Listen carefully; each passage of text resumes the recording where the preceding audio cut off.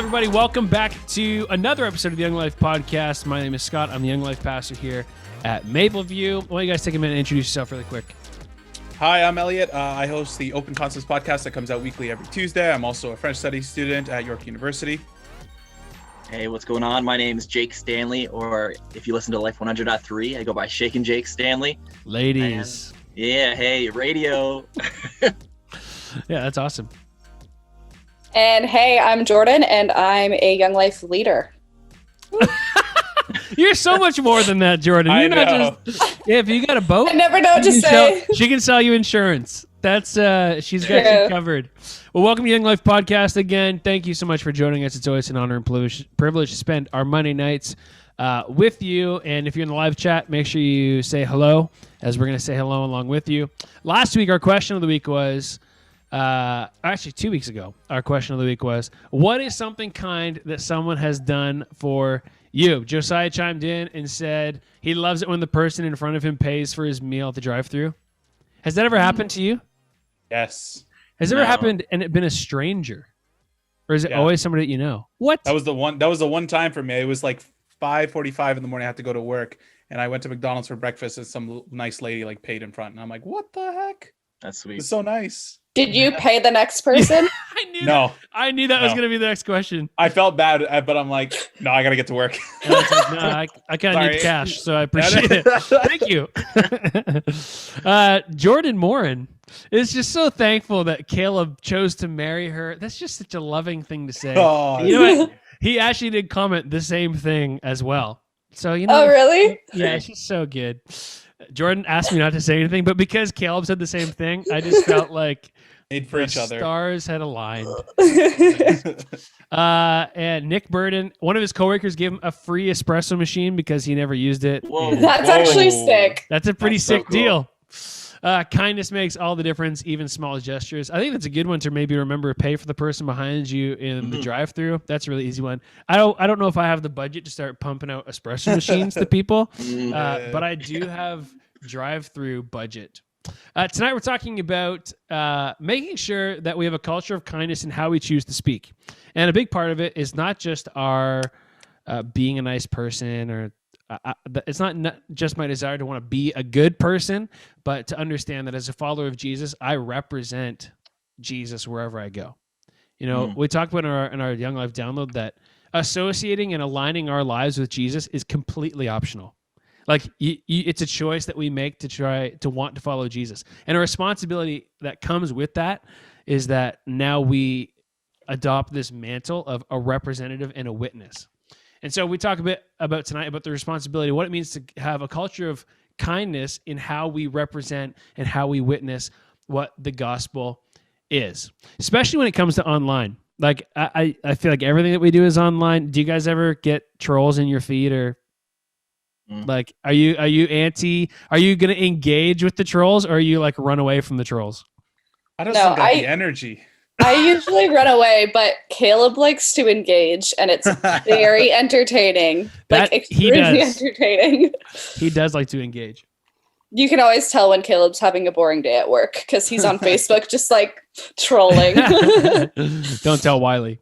Well, one of the things too, I find at least, is, so to be perfectly honest, in the last 6 months, I've gone through my feed and hidden some people from my timeline just because. And you know what, Jason brought up the other day, yesterday, or last week actually, or 2 weeks ago, I'm getting all mixed up, that we shouldn't necessarily be hiding people from our timeline. As soon as he said it, even if I was interviewing him, I was like, oh man, the guy just called me out. But I think he's right to keep people in our life and our sphere of influence who do think differently as us. But I'd go as far as say, like, there's healthy boundaries for toxic people. And if I was going to be perfectly honest, it's usually other believers that I was unfollowing, not people who don't follow Jesus. It's not the people in my life who don't agree with me theologically. It was people in my life who agree with me theologically, and maybe their interpretation was very different. And I really struggle with that. And so I think there's a reality where to understand healthy boundaries, we talk about that with Lori Lynn later on. She's got some really good perspective on how to make sure we can maintain a culture of kindness. And I think a big part of that is really healthy boundaries, like really intentional, self-aware boundaries. Okay, Scott, like it's easy to leave a conversation, but when it comes to our digital citizenship, it's hard to leave a feed when there's so many other things you want to engage with. Like if you're in a group of people, like if Jordan Teese is sitting there being like, this Scott guy's a moron, she can just log off. Like she can just disappear. But in a feed, in a curated list, I don't know. It's craziness. But words have power. Like what we say is such a huge influence. And that's what we're talking about tonight. And so here's what I wanted to know from our cast. What is the meanest thing that someone has ever said to you? Yeah, I got one. I just remembered it as we were sitting. And this goes back a while. I'm 25 years old. This is like in kindergarten, like junior kindergarten or like senior kindergarten. It did. And it's like, it doesn't really bug me, but I remember I was walking to school one day and this kid, like older kid was like, "What's up, Harry Potter?" Like, you know what I mean? That's not funny. That's not funny. It really hurts, Scott. No, sorry. But yeah, that's the best one I can think of. Kindergarten insults, bro. That's the real deal. Yeah. Yeah, for me, a few years ago, actually, so this is kind of recent, somebody called me a butterface. So for anybody who doesn't know what that is, it means basically that girl's fine, but her face. That has stuck with me for a very long time. And I feel like Caleb is still having to deal with the wreckage of that. But yeah, I was called a butterface. Yeah, that sucks. Cold. I have the opposite problem. Thanks. My face, the face is beautiful. It's everything else attached to the face that's not that interesting. You're locked, man. It's what all would that good. be? But his stomach. I don't know. But his whole body. Yeah, good. Yeah. That's sad. Go for it, Ellie. Oh, Ellie, what's the man. meanest thing someone's ever said to you? I had a lot of mean things said, but the one that like I remember is I was in grade 11 physics. I don't know why I took it. I think my friends were taking it, and I wasn't doing well in the course. And they pulled like a couple of my friends and myself over and being like, "Listen, you keep this up, and you're not going to succeed in life." And I'm like, "Wow, that's cold, bro." Yeah. And so I like in my head, I was saying like, "You know what? You're trash. Kick rocks. No shoes." But I'm like, "All right, thank you," and I'll just walk No out. shoes. And I graduated. I'm about to graduate from university. So if you see this, professor, hold that L. Hold that L. We'll send him a link. Yeah. Yeah. Be like, Look look, at me now." professor. Look, professor, Hold that I'm on out. a podcast for my local church. And I I made it. showed you. Kick rocks. No shoes. Meanest thing someone's ever said to me. I don't know if it's the meanest thing they ever said, but one thing that had stuck with me for a while, and kind of like Elliot, it kind of fueled me, if I was gonna be honest. Like it kind of like put me back. When I was in Bible college, I had some kinks to work out, and long story short, but I had someone tell me that, and I really struggled about going to Bible college. I wanted to go into marketing and advertising. That was like my dream job in my head. And I felt the call to ministry. And so I went to kind of figure out my first year and felt like I was supposed to stay, but I wasn't really fitting the mold, if that made sense. Like I had some rough edges. I probably still have some rough edges. Actually, I wish my edges were rough. The butterface, it's because all my edges are soft is actually the issue. But anyway, someone told me, you're never going to be successful in ministry because of just who you are. And I was like, well, I can't fix that. And I remember it stuck with me for like years. And I was like, I am going to prove you wrong. A, I'm going to prove you wrong. And B, it doesn't have to be done that way. I remember what it kind of stuck in my head. But words have power, and they either build us up or they tear us down. Like that teacher, Elliot, like that's terrible. And That person can kick rocks. like Jordan, like literally one comment, and it gets in our heads about all that we are and who we are and our identity. And you're a wizard, Jake. You're not just Harry Potter. You're so much. I got my scar. No, I'm just kidding. You're so much more than that. But our second question we have is, we know the meanest thing. Now I want to know the nicest thing. And if we were going to be honest, we were kind of chatting before we started recording, and it's unfortunate how much harder it is to think of the nice things that people have said. The meanest thing, we kind of had like that. But this nice thing, like it took us a while to kind of figure out what's the nicest thing someone's ever said to you. Go. To combat the negativity. Oh, man. Yeah, no, for me, I didn't go to school for radio or anything. For those of you, just to more on that, what I do, like I'm on the Life 100.3 on air and stuff like that. Terrible public speaker, but God kind of got me in that spot. So I was coming up to my first time on like one of the big shows, and I was at a church in Peterborough at CBC, and the pastor, as I was leaving, he's like, "Hey man, is there anything I can pray for you for?" I forget how it came up, and I was like, "Yeah, like this week is my first day on the slam. I'm really nervous." And I can't remember all he said, but he was basically like, "Man, like God has got you in this spot for a reason, and so just like go for it. Like you're there for a reason." And just yeah, so I think that's something that stuck with me and really encouraged me to hop into a spot where I was it was a big step in faith. And yeah. Yeah, that's awesome. Yeah, Elliot? Nicest thing. I know. I got a lot of like it's not that I can't think of nice things. The one that comes up to my head is when before lockdown, the pool was open.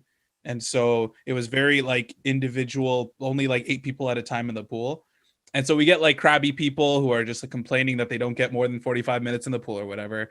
And so be it. But there are like a few nice people that genuinely like saw the effort that we were putting in, like especially during like this pandemic. And so a couple of them came over and just be like, "Thank you for like the time that you're spending actually like allowing us to do this.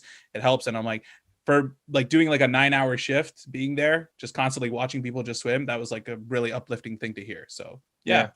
The little things like that. You're a lifeguard. Yeah. Just for context, that you're not Yes. just like a guy that hangs out at the pool. Hey, man, thanks for being here and watching me really improve on my times. My job is people watching. That's my job. No, just to add some context in case you're wondering why Elliot was at the pool being appreciated. He's a lifeguard. TC? Yeah, so I've actually had a couple managers who have been really encouraging, I guess, and like spoken life into me. And a big thing for me is like I always want to improve. I always want to get better. I want to be really self-aware. I'm the type of person that I'm always asking questions, always just trying to better myself as a person. And one of my managers actually noticed that in me, and she called it out, and she was like, "I really appreciate you because you're constantly trying to be better. And I've actually noticed how much progress you've done and how whatever, like you're turning into a beautiful person, whatever." And keep in mind, like, because I work for my dad, most of my managers have actually watched me grow up on some level. Yeah. So that actually what has been really impactful to have people who have watched you kind of go through some stuff and come out of it and to be like, "Hey, you've come a long way. I'm really proud of you." So yeah, that's huge. What about you, Scott? Kind of like from the Meanest thing, at the end of your like Bible college, whatever, you have to do an internship. So I did my internship with Jason, who was on 2 weeks ago. He was like my internship pastor, and then he hired me out of my internship, and I worked with him and Carla for a bunch of years before I ended up at Mapleview. And one of the nicest things, so you need to understand, like if Chase Godmere is listening right now, he always makes fun of me for this. In my mind, Jason Small is like the absolute premium, like hero of like what I ever want to be in my entire life. Like I just think he's like he's awesome. He's amazing. And I remember my first time ever preaching, ever. I finished stepping down from my message, and someone was like, "Oh, it's just like a little Jason up there." And like it went to my head so fast. It was it was good, but I was like, "Yes, I've arrived." Take that, you stupid Bible college professor. Like I just like kind of like what Elliot but hold that L. Hold it. Yeah. Like the reality is, things that speak to who you are, like all of our stories, are people who chose to recognize the best in us and they called it out. You know what I mean? Like every single thing that we could remember that really made a difference, that was kind, it was someone who chose to speak to the best of us. And honestly, in a real way, like to some of the things that we're the most insecure about at moments in our life. You know what I mean? Like just a small comment can either make or break how you feel and how people understand themselves. Like our words have such incredible weight. And that's what we're talking about tonight, is choosing to be people who get to speak the best, who want to demonstrate the best. And that as we do that, we actually begin to see more of God in ourselves, but we get to see and recognize God in other people. This is like a throwback song to like junior high Scott days. You guys know who Brandon Heath is? Yeah. Okay. He used to have this song called Give Me Your Eyes.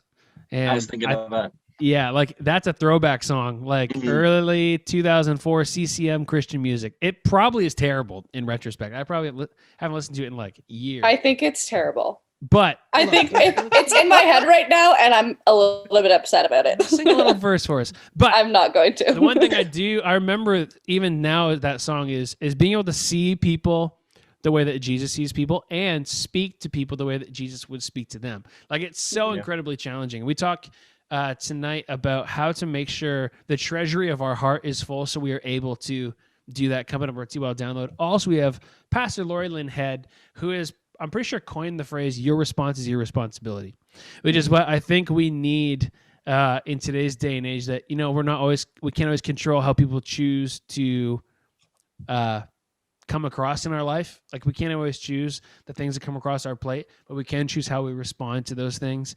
And really looking forward to the conversation coming with her. But before we get there, our T-Well download is coming up right now. Why don't you check it out?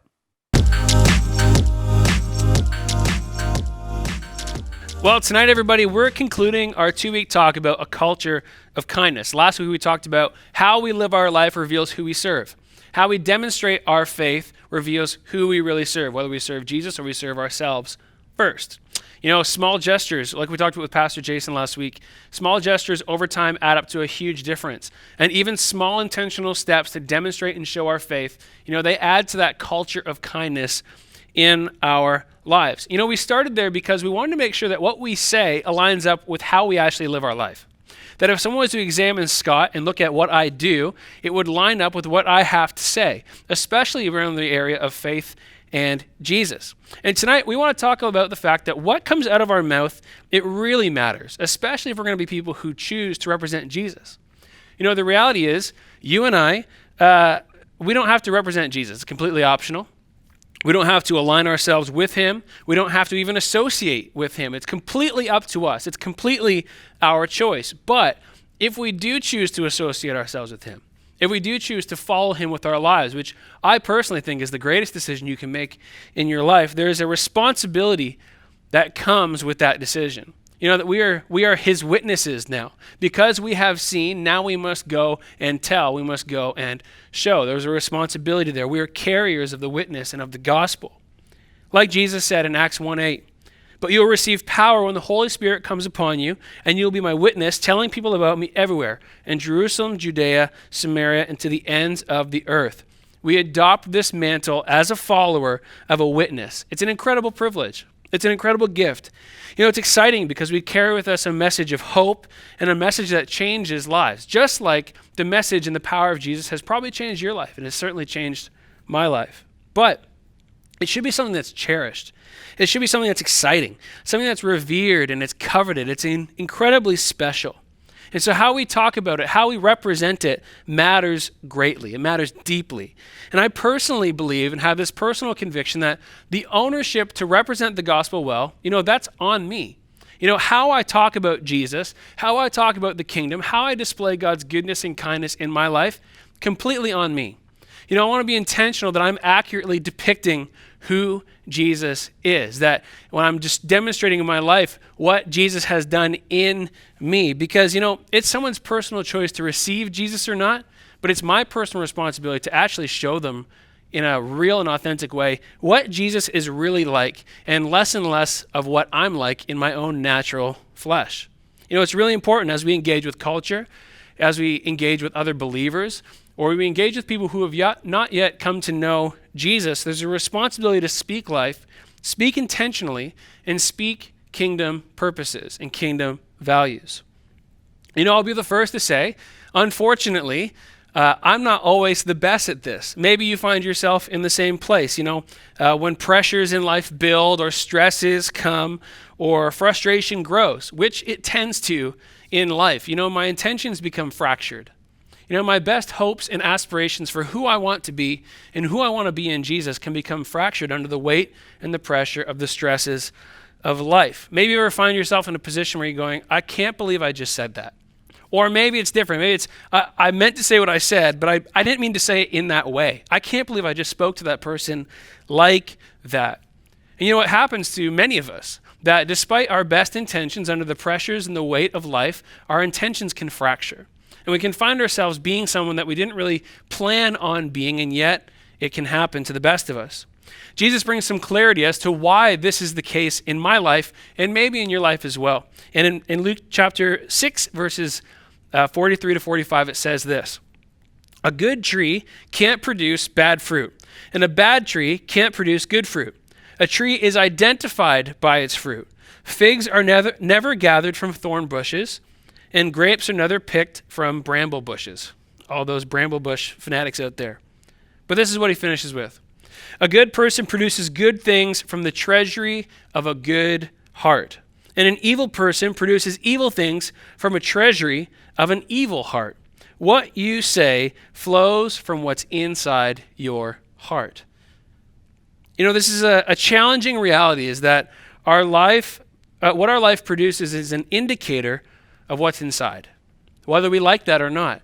That's a challenging truth for me to swallow sometimes, that sometimes the things that I catch myself doing, they're not by accident. They actually might be an indicator of what's on the inside that I need to deal with. Bitter words are usually the result of a bitter person. Hurtful words are usually the result of a hurt person. Angry words are very often the result of an angry person and an angry heart. But words of hope, they pour out of hopeful people. Words of love, they pour out of loving people. And words of empathy, they pour out of empathetic people. It sounds pretty basic, and yet, if you're anything like myself, there are moments and seasons of life that I can become blind to my own heart condition and the situation that I find myself in. And Jesus is explaining plain as day for us that a good person produces good from what's stored in their heart, and an evil person produces evil from what is stored in their heart. And so if we want to be people who nurture this culture of kindness, not just in what we do, but what we say, it's not just about behavior modification, changing what I do to look more like Jesus. I've tried that route, and I find myself disappointing myself over and over again. It really needs to come down to heart transformation. As Jesus is talking about, hey, do we need to clean out our heart? Do we need to reinforce our heart? Do we need to renew and refresh our heart in the things of Jesus, so that a good heart can produce good fruit, and I can deal with my bad heart at moments to stop producing bad fruit? What we say flows from within our hearts. And unfortunately, right now, our hearts might be running on empty. Our goodness treasury might be a little depleted. Are you feeling tired? Are you feeling spent? Are you feeling frustrated? Are you feeling misunderstood? Is it a tire that Netflix can't fix, like we talked about this fall? These usually rear their ugly head in what we say and how we respond. But they're symptoms of a greater issue in life, at least in my life, usually a depletion. Proverbs 4:23 says, "Above all else, guard your heart, for everything that you do flows from it." Everything that we do, everything that we say, everything that we are, it flows from our heart and the contents of our heart and the health of our heart. We touched on this last week with Jason. What do you want to be known for? What do you want to be known for in life, especially in this digital age, especially with social media justice warriors or judgy comments about the politician you do agree with or you don't agree with, or reasons why you think what other people are doing are stupid or wrong, and this feeling to try and get that out there as fast as we possibly can, or reasons why we think everything that you have to say is the best thing. What do you really want to be known for, despite how right or wrong you might think you are or someone else is? Whatever it is, I think we need to all just take a moment to pause and check our heart. The old saying, check yourself before you wreck yourself. It's a little bit more profound than we give it credit for. I'm trying to be more intentional with this in these last few weeks. It's been on my mind that I need to kind of take responsibility for my own responses and responsibility for my own heart condition. So I have 3 questions that I try to ask myself to the best of my ability. Does what I'm about to say need to be said? Does what I'm about to say have to be said? Do I need to say it, or do I just want to say it? Am I compelled to say it, or do I actually need to say it? Number 2, am I the best person to say this? Am I the best person to communicate what I'm trying to get across?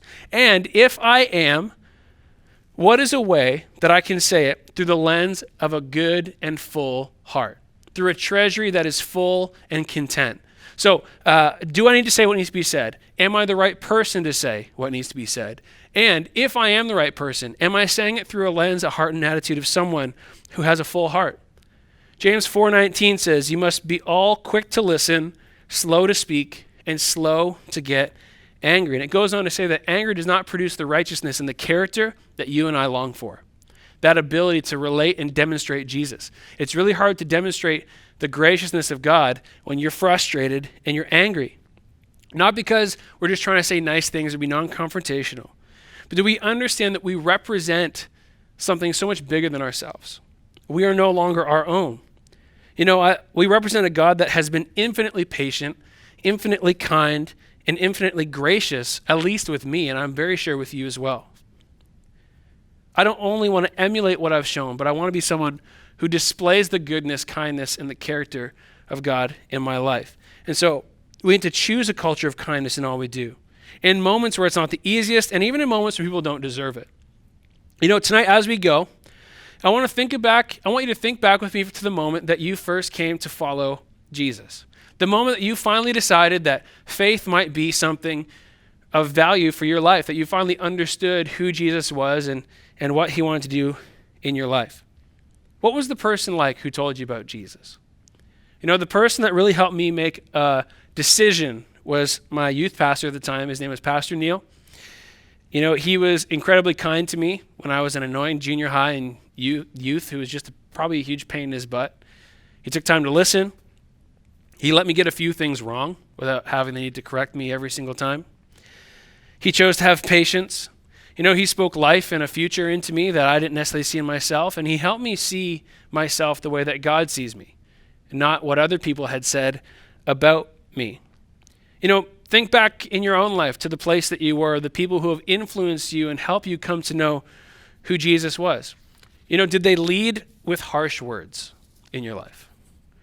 Did they argue with you until you decided to follow Jesus?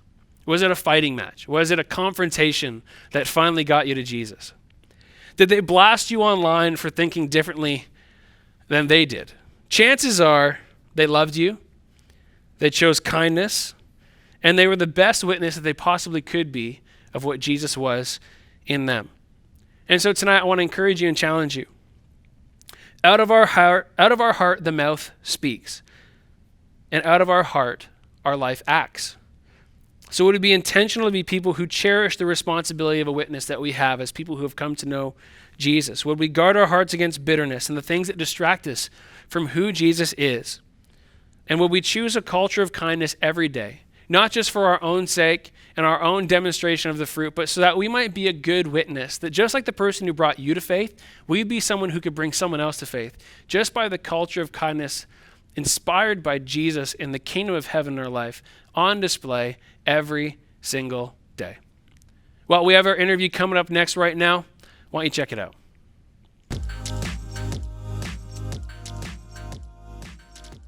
Okay, well, welcome everybody. Thankful to have Pastor Lori Lynn on staff this year. Maybe will be joining us today. I think maybe my biggest interview flex, I'm actually in her office because my office is pitch black and I needed something with a degree of light. And so while she's at home, I'm interviewing her in her office, but she's not even here. Haven't been able to do that one yet. But today we're talking about a culture of kindness and how we speak and how we speak to others and how we interact with others. It's similar to our conversation around emotional intelligence, but whereas that was kind of approaching it from the overall perspective of just being a healthy person, today we want to talk about who we represent and what really our motivation is and wanting to be someone who carries a culture of kindness, what we do and what we say. And between Chase and I, Lori Lynn just exudes someone who has to have a high degree of kindness and patience with being frustrated with people that get on her nerves. So we really wanted to sit down and talk to them like right now. See, this is a good example where she's keeping her feedback to herself.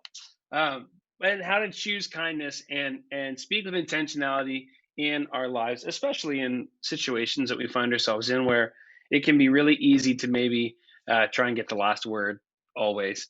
I won't tell them about your nickname by Jay, but she has a nickname what has to do with her last word. Anyway, okay, so Lori Lynn, why don't we start off this way? Today's culture and climate can be incredibly divisive and fractured and frustrated and all that kind of stuff. And we talked about this with Jason last week, but I want to kind of go the other angle when it talks about what we have to say.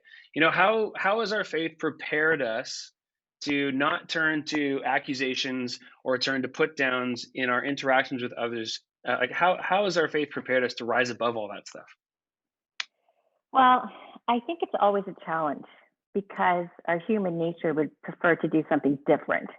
Yeah. But because we're believers already, so we have a faith in God, we have a faith that dictates what we do, it dictates what we say, it dictates what we believe. But when we use the word as believers, how does our faith help us rise above that? Already, when I hear the word believer, it sets a standard. Yeah. And I think that standard has to be different. It's not to say that it's always easy, but I think it has to be different because God's word continually tells us that we have to love one another, we have to love our enemies, love your neighbor as yourself, live differently. And I think it is hard. And especially now, I don't think it's getting easier. I think the digital framework obviously has its own challenges, but I don't think it makes it easier at times. And then, sometimes it's just, you joke with me that I have this filter and that I just kind of have patience, but in my mind, I'm processing. Yeah. In a good way. in a good way. But yeah, I think it's tough. And I think because we're a believer, it doesn't make it easier, but definitely has a different set of expectations. And Galatians 5:24 says this: those who belong to Christ Jesus have crucified the flesh. Yeah. So my little interpretation is, all right, I don't get to have that knee-jerk reaction. Yeah. I actually have to think right now before I say what I really am thinking, which I probably need to confess my thoughts to the Lord because he knows them right now. But do you know what I mean? I've got to crucify that flesh, that part of me that just wants to fight fire with fire or say something that probably I shouldn't be saying right now. We talked about in our Young Life download, following Jesus is completely optional. It may not feel that way, but it's absolutely completely optional. And it's a decision that we've made. And so to bear the responsibility of the decision that we made. When we talk about all the things that come with our faith, we're like, well, it's just so much. It's like, well, that's a part of the choice that we make. And sometimes it can come around to, we just want to make sure that we're really making the choice we want to make because there's so much responsibility that comes with that. Kind of like you're saying, Scott is choosing to die to himself the best I can as I stay on top of it in the best of my ability, which might be a scale every once in a while.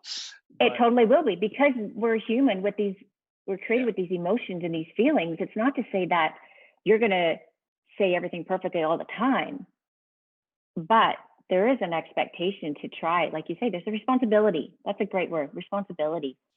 Earlier in the chapter, so like we said, once we belong to Christ and we crucify that flesh, the next scripture said, since we live by the Spirit, let us keep in step with the Spirit.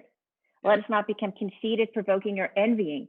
So I'm like, okay, if I'm choosing to be a believer, if I'm taking on that responsibility, if I'm making a choice to follow, live differently, speak differently, love differently, then, and I'm living by the Spirit, that earlier it says, but the Holy Spirit produces this kind of fruit in our lives. Yeah. So now we're going to talk about the fruits of the Spirit. That is love, joy, peace, patience, kindness, goodness, faithfulness, gentleness, and self-control.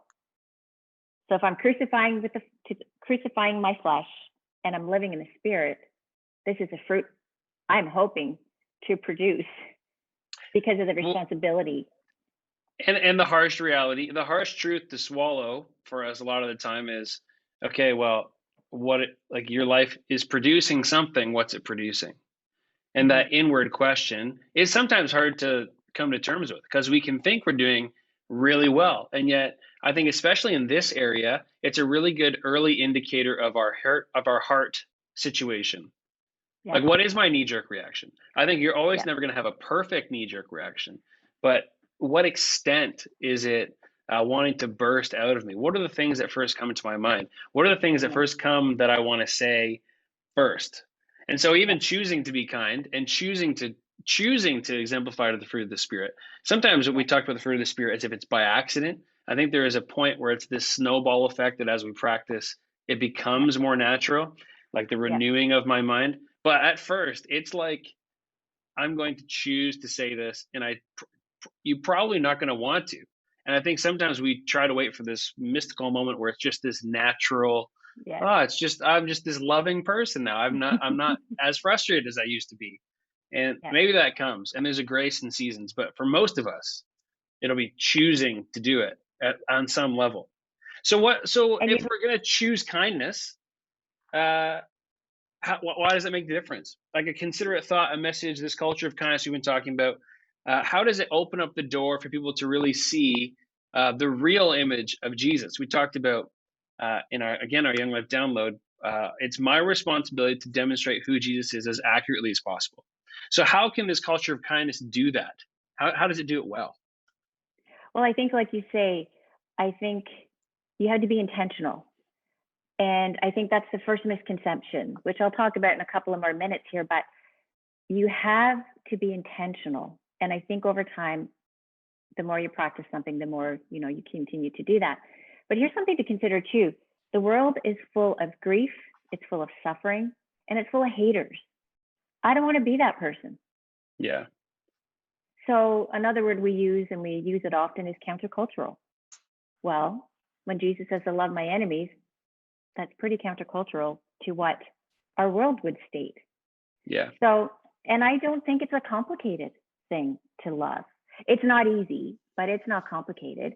I think loving people in a variety of ways speaks volumes to people. And I think it shows that we care, like, as Jesus does. And I think too, something that I often, talk about with people and things like, love and how do you share and what do you do?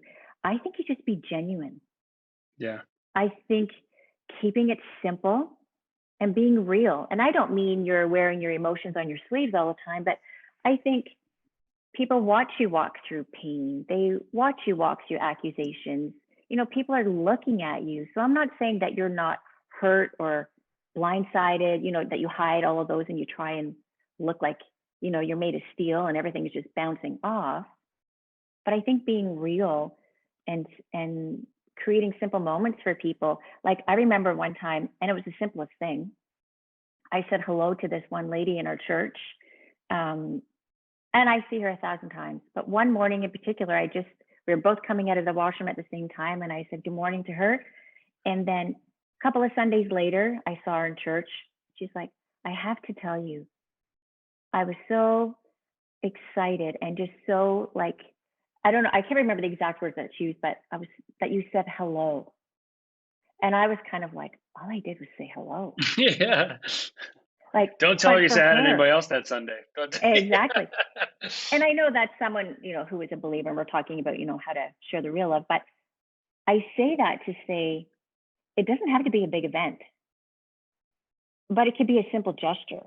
And don't minimize kindness in gestures that you can share with people. And I think it shows that we care. I think it's our hands and feet extended. It's not always about the big ta-da. It's about being genuine, being simple, actually taking moments to engage in people. Like you're at the cash register. And I've had co-op students with me all the time. I'm like, wait for it. We're going to have a great conversation. You just wait. And sure enough, because my cart is loaded with 100 items of something or 200 items of something, I said, I guarantee you this is going to open up a conversation and we're going to invite her to church. We pull up. Wow, you guys are having a big event. Yeah, we are. It's at our church. So like I just create those moments that when someone asks you a question, don't just give the one answer. So that's another option to think about as you share. And then I also think when you talk to people at the cash you can always tell when someone's kind of having a bad day. Yeah. You're like, and just acknowledge that, and maybe just slip in there. Do you know what? I'll be praying for you. I'm a person of faith, and I'll pray that your day will get better. Like, that's kindness. That's showing interest. That's just simple gestures that I personally believe, are very helpful. And I think sometimes being gracious, again, is countercultural to being reactive. Yeah, Jason talked about that last week, saying like cancel culture is essentially getting angry enough to demonstrate how much you care. And I understand that perspective in terms of if you feel like you don't know how to demonstrate it accurately, getting big and loud about it does feel like you're doing something. I understand it at its root in terms of, well, if I get really worked up and passionate, that's going to show that I really care a lot. And yet, just the simple, we were talking about this with our cast. I asked them what's the nicest thing and the worst thing someone's ever said to you. And it was really easy to come up with the worst thing, really challenging to think of what was the nicest thing. And it made us reflect on the fact of how often in our world is someone speaking to your value, even like not like in a weird, like not in a weird way, but like how often is someone taking a moment to speak to what you're worth and the good things about you. And like that is way more intentional and takes way more effort and insight than just to just run off whatever you're going to say, especially when it comes to online. And that's a whole new dynamic to our faith and how we follow Jesus is this digital citizenship and a faith-based digital citizenship. And that's a whole new world. I can't remember a time without the internet, and that's reshaping a lot of people's faith. And how has that changed? How has the digital landscape changed this kind of conversation? Now it's not face to face; it's over a keyboard. What is our responsibility? Like, what kind of intentionality should we have on our digital witness, if that makes sense? True, and again, we're called to a higher standard. Yeah. So I think even though we have the freedom of speech, I think it still needs to be gracious. I don't think we need to say everything we think. I think sometimes we're very quick to react and to say things, and I don't think they're always things that maybe we should have started. They're more reactionary thoughts, statements that then can cause harm. So I think we need to have filters, like legit think before you speak, think before you type. We need to call on God's wisdom. In and of myself, my flesh wrestles. So if my flesh is wrestling, how much more when I see something that can kind of trigger or like I think we have to be so careful. I think the digital landscape, as you call it, has created more opportunity for us to say things that maybe some people would say face to face. I think there's a lot of blanket statements. Probably not going to say it. Probably not. I think there's a lot of misunderstandings, a lot of assumptions, a lot of everything. So when I read, and I think when people use the digital landscape to vent and rant, at the end of it, I'm like, so what was the point? Like that would be my question to someone. What is the point? But in saying that, I believe the platform is a great opportunity to do good. So what are we as believers going to do with that platform? And the reality is it's evolved. It went from being this place that was a few pictures of your friends and a few funny jokes to now, in a lot of ways, it is in a very weird way, it's an extension of who you are in terms of it very much is more that than it used to be. It's not like, remember MySpace? Like it was like, I'm putting all this stuff on here and some of it's funny, some of it's good. And it's just this place that you could go to vent. And it didn't really matter. Like it didn't really, but now it's so much of an extension of who we are. So even though you'd not say it in person, it's like, but if you're willing to say it online, you might as well be saying it in person. It carries the same kind of presence. And how many people have you spoken to that the conversation will come to, have you seen the Instagram post? Exactly. Did you read what they wrote? Like, people are watching you. They're reading. They're watching everything you do. So then as a believer, that platform for me needs to be an opportunity, not something that's going to be detrimental. Yeah. You know, and again, we're not perfect and it is tricky and we don't do things right all the time. But again, it's a responsibility that we need to use. And talking about platforms, you know, it's worth asking ourselves, how are we approaching as a believer with these standards and responsibilities? How are we approaching all of our social platforms, any platform that we have? How are we approaching those? And, you know, I love the story about the Samaritan woman at the well and how Jesus approached her. First of all, she's a Samaritan, then there's, you know, and he's a Jew. We've got the man speaking to a woman. It's in the daytime. There's all of these cultural barriers, Yeah. for one. But then secondly, he doesn't approach her with, well, you know, I kind of know your lifestyle and what you're doing, and I'm thinking we should probably adjust, and I want to give you my opinion on this. He didn't approach it from that perspective first. He approached it from, you know, I'm Jesus. I'm here to give you living water. Later, yes, he mentioned that, but it wasn't about that at first. We're so quick to give the opinion. We're so quick to deflect, point the finger, rather than, I want to be gracious and gentle.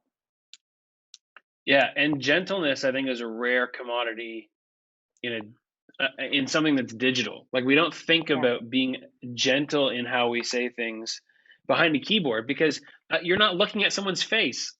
Like, I guess on Zoom you are, but like, other than that, like, if you said something terrible, a confrontation with someone in person, you would have to deal with the fact that now you're responding to the way it made them feel, whereas right now you don't at all. Zero. There's no accountability for what you think and what you have to say, just because there's no feedback of empathy or any of those things.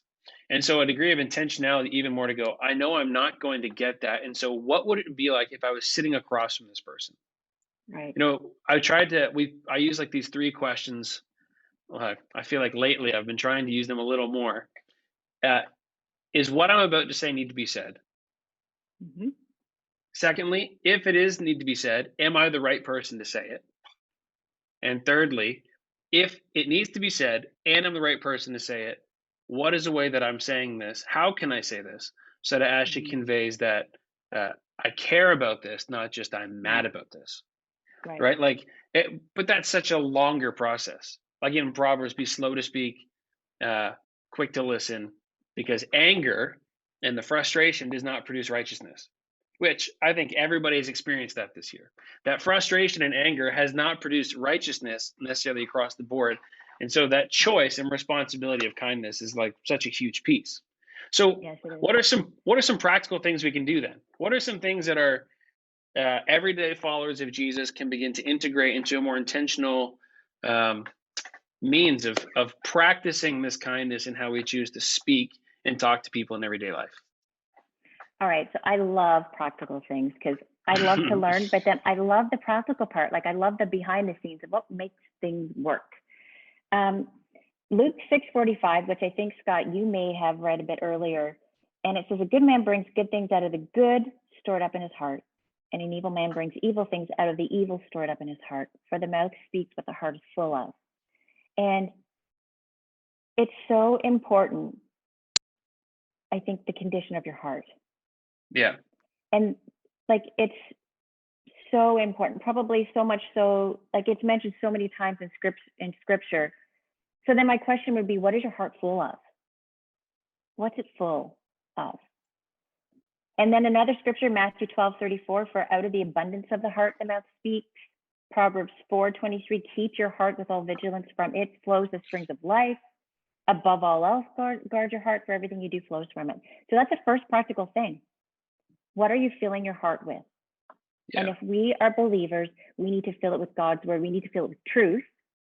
And then we need to be walking in the Spirit. And then hopefully those fruits of the Spirit are coming through. But that's the first thing. And just a plug, if you don't have a reading plan, find one.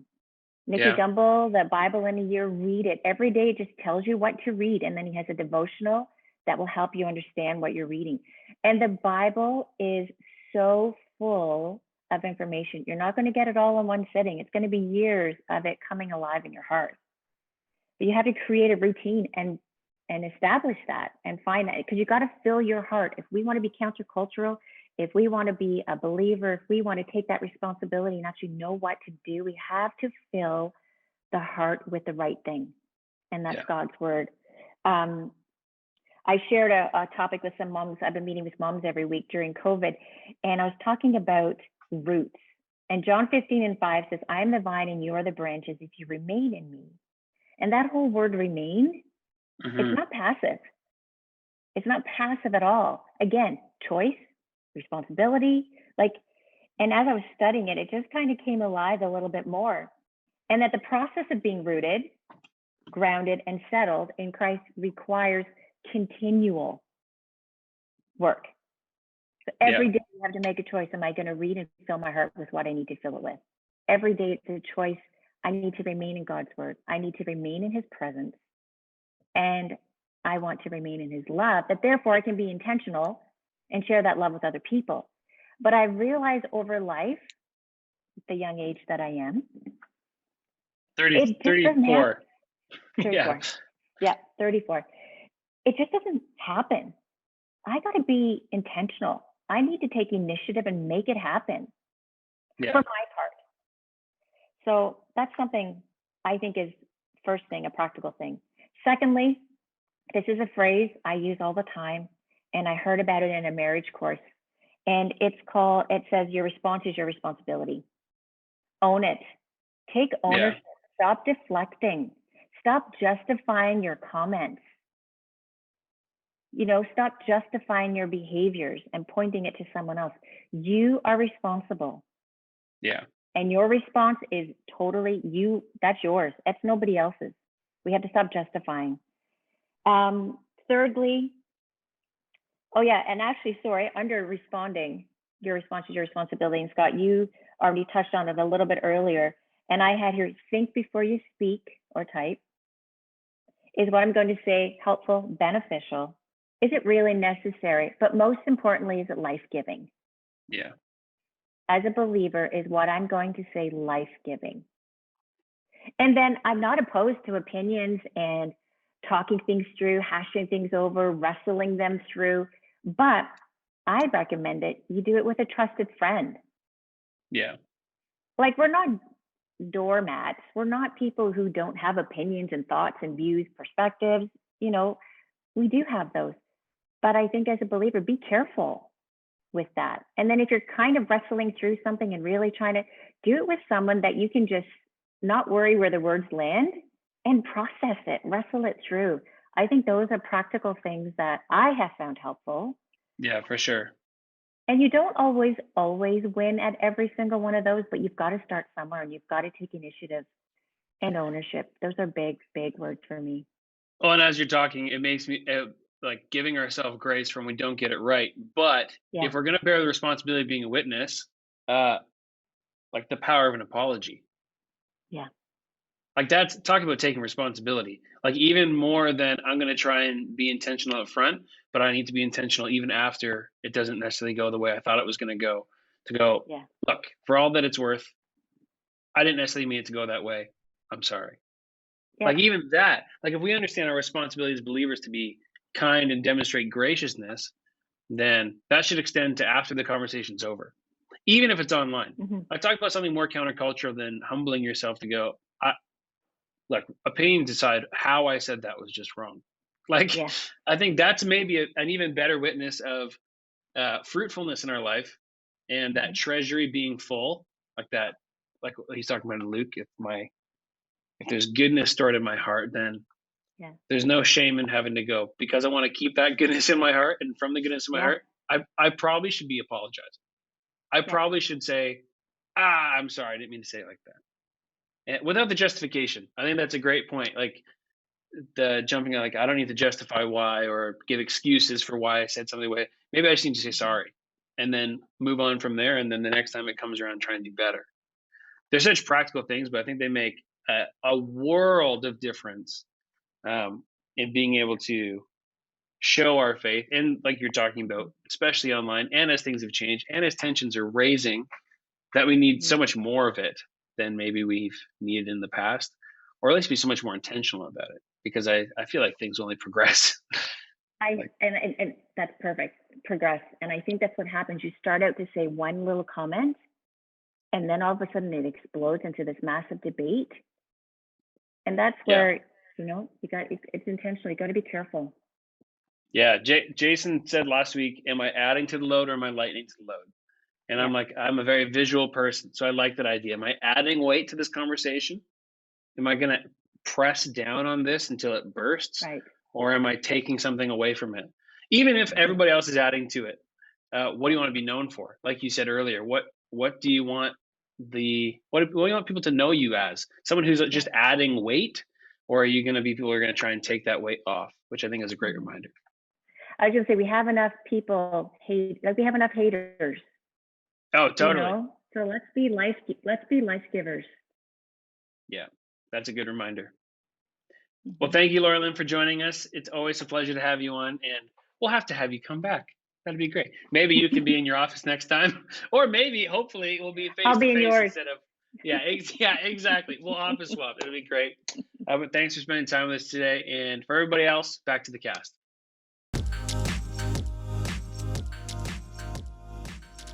Well, big, huge thank you to Lori Lynn for joining us on this episode of our podcast and taking time to speak into our lives.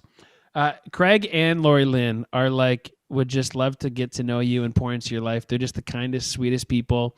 They'll have you to their house and make you the best snacks. You just need to get to know them better. They're amazing people. And as we're headed into March, it looks like restrictions are kind of lifting.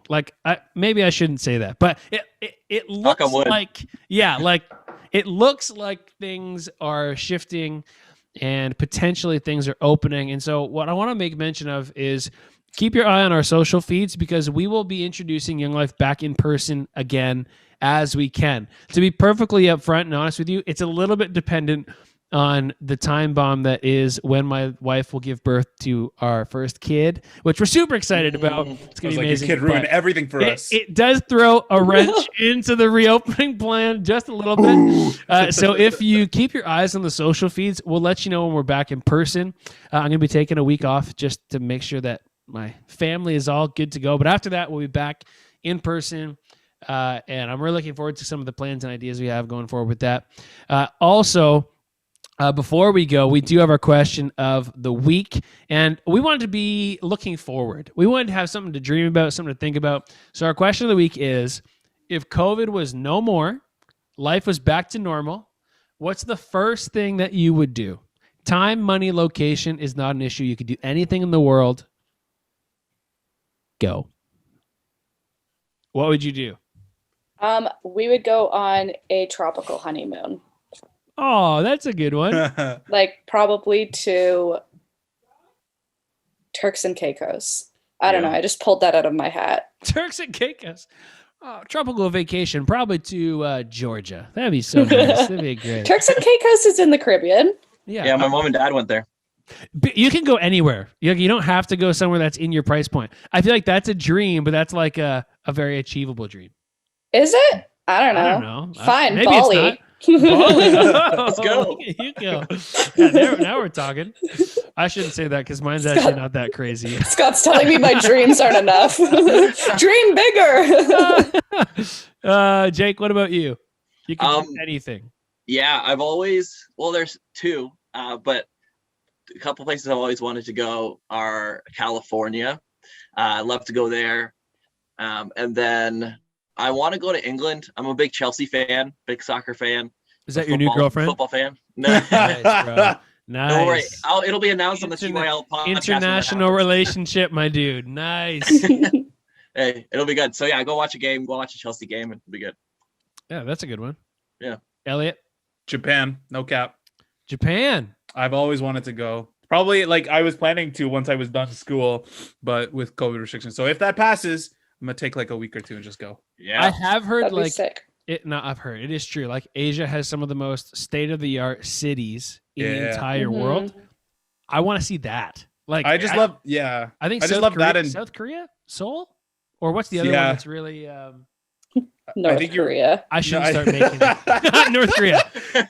Crazy enough, South Korea is like 20 years ahead of us. North Korea is like 120 years behind us. So that's kind of that's a Why? great one. That's a Yeah. great. Yeah, Asia seems like it'd be really sick. I just love their culture. It's one Yeah. of my favorites. So I've always wanted to go.